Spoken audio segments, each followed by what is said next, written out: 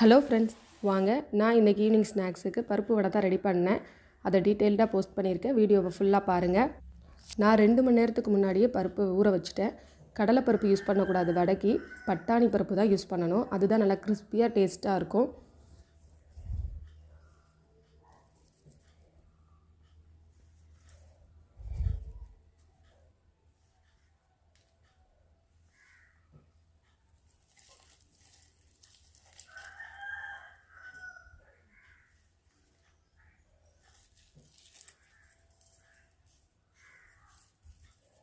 Video பிடிச்சிருந்தா like பண்ணுங்கள், மறக்காமல் சேனலை சப்ஸ்கிரைப் பண்ணுங்கள். இதே மாதிரி ரெசிபி வீடியோ வேணும்னா கமெண்டில் சொல்லுங்கள். பாய்.